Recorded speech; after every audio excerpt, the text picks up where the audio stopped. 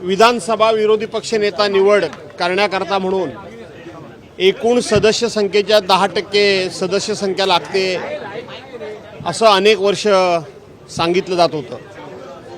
परंतु त्या संदर्भामधला नियम, कायदा आणि घटनेमधली तरतूद ही आम्ही विधानसभा अध्यक्ष आणि विधानसभा सचिवांच्या लक्षात आणून दिली आणि अशी कुठेही 10% सदस्य संख्येची अटच नाही हे त्यांना देखील मान्य करावं लागलं. आणि म्हणून त्या संदर्भातला आम्ही लेखी पत्र देखील त्यांच्याकडून घेतलेलं आहे.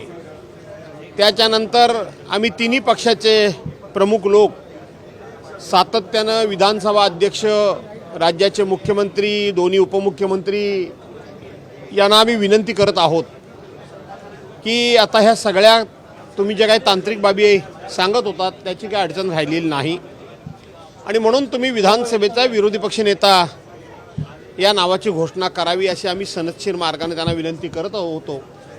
परंतु हे सरकार काय किंवा अध्यक्ष काय त्या बाबतीत निर्णय घ्यायला तयार नाहीत आणि म्हणून आज आम्ही तिन्ही पक्षांनी एकत्र बसून या संदर्भामध्ये कोणता पवित्रा घ्यायचा याची आम्ही चर्चा आज करणार आहोत. मीरा भाईंदरमध्ये मोर्चा काढण्यासाठी आता मनसे आक्रमक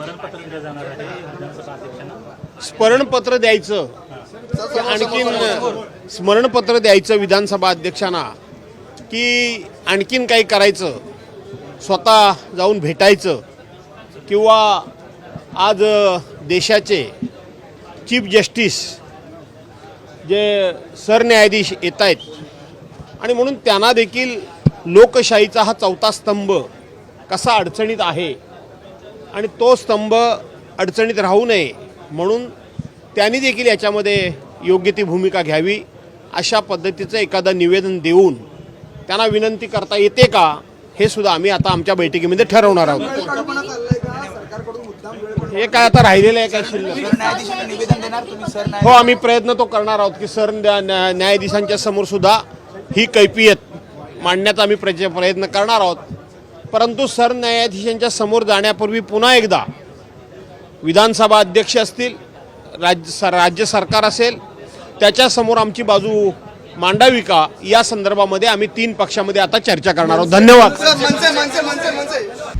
आता isakal.com आहे देशातील नंबर 1 ची मराठी न्यूज वेबसाईट. प्रत्येक अपडेटसाठी isakal.com ला नक्की भेट द्या.